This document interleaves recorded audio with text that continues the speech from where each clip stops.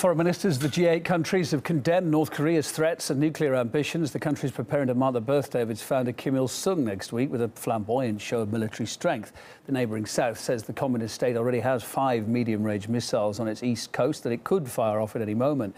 War talk coming from Pyongyang over the past month has prompted Seoul and the US to put their forces on increased military alert, with Japan deploying missile interceptors around its capital, Tokyo. And it's believed North Korea is preparing, indeed, to test launch several mid-range ballistic missiles capable of hitting not only the south, but maybe also American bases on the island of Guam in the West Pacific. Now, while many analysts have played down the threat posed by the new missile test, the United Nations has warned that any slight misstep on the peninsula could escalate into an all-out confrontation. That's the worry. For more perspective on this developing story, let's go to RT's contributor Afshin Rattansi joining us on the line from London. Hi Afshin, evening to you. US Secretary of State John Kerry started his Asian tour, didn't he, with South Korea, then Beijing. He's going to be meeting the Chinese and South Korean leaders and the head of NATO. Is that bad timing, or is it a last-minute scrabble to try and get some sort of diplomatic way out of this?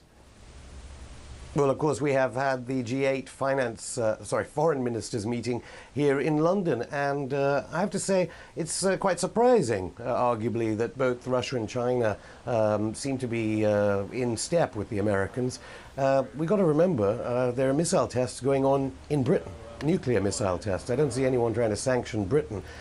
John Kerry, the United States government, spreading all this fear now, and we must remember that it was the United States who started putting stealth fighters in Guam, just destroying the six-party talks. And also just remember the context that the United States in the 50s killed 20% of Korea's population and destroyed 85% of the buildings in North Korea. 9/11 every year, every day, every week, every month for between 1950 and 53.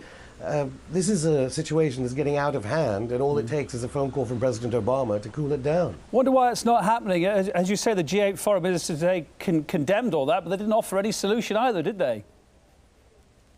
That's right. I suppose there is another game being played, because the United States is ramping up its military facilities in Southeast Asia, and obviously foreseeing that China will become a superpower. And all the time, Kim Jong-un has repeatedly said, he said 1 month ago, we don't want war, we want to talk. And what must be done now is, rather than governments like the British one, of course, and the United States, saying North Korea represents a clear danger, therefore we have to arm ever more. The United States left the Non-Proliferation Treaty.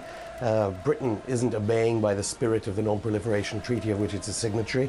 And what we need urgently is President Obama to make this call. But as in so many other foreign policy issues, President Obama is wavering, looks weak about it, and seems to just continue to carry out these war games. What a strange phrase, war games, on the coast. If you just think of it the other way around, if North Korea was putting nuclear-capable stealth planes just beside the United States, and it had previously killed 20% of the United States population, well, we can see why Kim Jong-un and North Korea is afraid of the United States, well, barbarism as it has been historically. Afshin, I wonder what the next step's going to be then.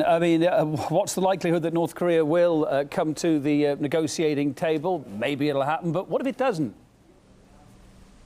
Well, no, North Korea said they want to talk, and it's the United States that is just ramping up pressure in any kind of violation. It's as if the United States wants this kind of gesturing and brinkmanship to help its troops and their military facilities. It's even putting them in Australia, all around China. What's necessary now is urgent talks, because, of course, the worst case scenario, probably more likely than any other kind of attack, is a mistake being made. And let's all remember that North Korea is a militarized society.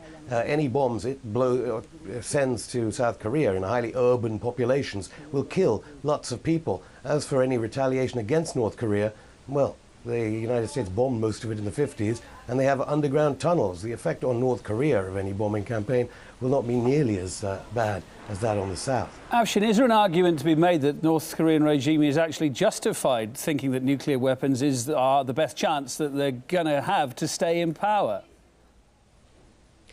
During, well, this 21st century has proven time and time again that nuclear weapons perhaps are one's only deterrent against the United States and NATO posturing, NATO warfare, of course, Iraq, Afghanistan, but of course Libya. And Libya will hang in the imaginations of many developing world leaders because it proved, because of course Gaddafi got rid of his nuclear weapon program, people are going to want WMD. That seems to be what NATO countries have catalyzed after Iraq, Afghanistan, and Libya, and other interventions that have resulted in the loss of so many lives and, of course, so many refugees and so many bereaved.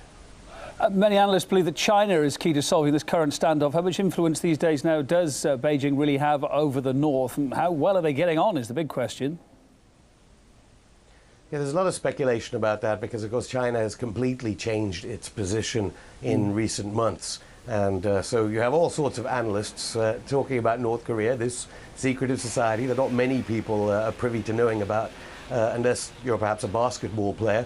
I think China will be looking at this very closely, will be in close contact with Kim Jong-un, and presumably the fact that they're going with the United States in sanctions, threatening sanctions and so forth, I think there is another game being played, because let's face it, this is about really the United States trying to militarize against what they see as their #1 perceived threat of the 21st century, the People's Republic of China. Is there any danger that in the imminent future the US will scale down its South Korean war games that have been happening? Will it call it off very shortly?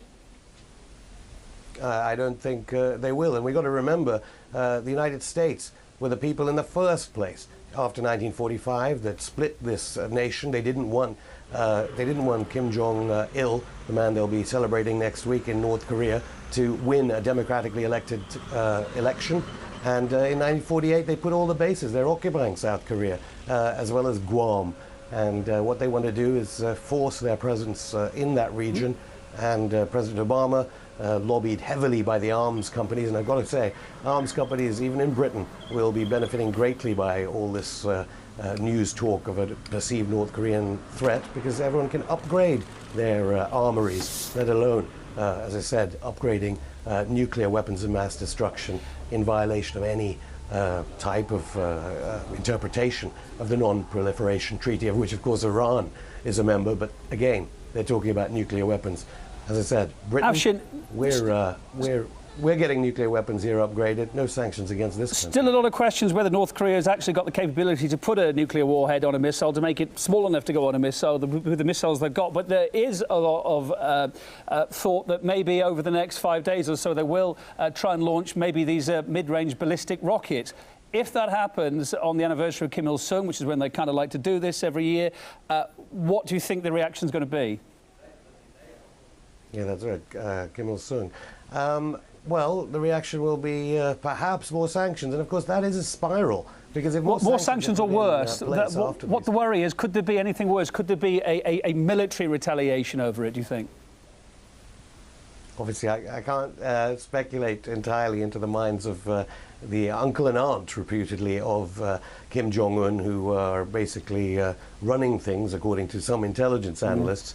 I wouldn't think, given his statement that they want to talk and they don't want war, it's difficult to tell. But of course, President Obama is ratcheting up that pressure and putting all those new military facilities on Guam. It is necessarily unpredictable. But all one can hope for is that President Obama phones up Kim Jong-un. That's all he wants, a phone call, so that they can talk and we can dispense with this crazy brinkmanship. Afshin, thanks for being with us tonight. Afshin Rattansi, the RT contributor. Thank you.